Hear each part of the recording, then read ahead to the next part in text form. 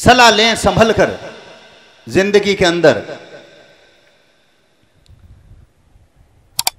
एक आदमी हूं, भी आदमी की उम्र ही 45 साल 50 साल के बीच में, और मेरे एक लड़को हो 21-22 साल को।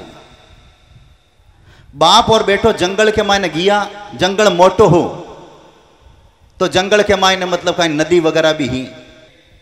तो ऐसी नदी के अंदर वह बच्चा मतलब क्या स्नान कर रहा था, और स्नान करते करते वो फिसल गया तो उस बच्चे की मृत्यु हो गई। बच्चे की मृत्यु होने से उस बाप के ऊपर समझो पहाड़ टूट गया। अब मैं कहीं करूं, मिनखा ने अगर कोई बुलार ले रहा तो 5-10 किलोमीटर तक मिनख नहीं, जंगल के मायने।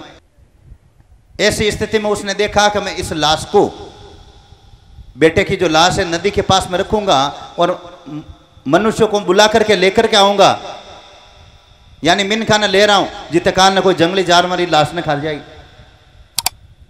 तो उसने लाश को नदी के किनारे, लाश नदी के किनारे ही काच वो कहीं के वे जड़ के मारे जी को, श्रीमान जी हिंदू धर्म के अंदर जल समाधि का प्रावधान है, इसे जल समाधि दे दो आप। बड़ा आश्चर्य हुआ, क्योंकि कछुए के मन में स्वार्थता की बू थी।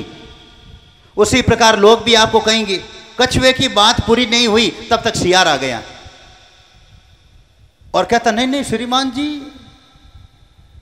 पानी के अंदर नहीं, जल समाधि नहीं देनी है, इन धूप के मानी लेटा दो। जितने मतलब कहें कि गिद्ध आबाद की, नहीं नहीं श्रीमान जी, ना जल समाधि देनी है ना धूप के अंदर लेटाना है, इसे पेड़ के ऊपर ही टांग दो आप बॉडी को। उस व्यक्ति ने सोचा तीनों के अंदर मतलब षड्यंत्र की बू आ रही है। कछुआ देखता है कि नदी के अंदर समाधि देने से मैं इसका भोजन कर सकूं, नाश्ता कर सकूं। सियार के मन में षड्यंत्र था कि जमीन पर लेटा दूंगा तो यह आराम से नाश्ता कर लेगा इस मृत शरीर का, इस बॉडी का। गिद्ध ने सोचा कि मतलब गिद्ध के मन में भी पाप था। उसने सोचा पेड़ पर टंगा देंगे तो मतलब क्या मैं आराम हूं, पेड़ माता इन खा जाऊं।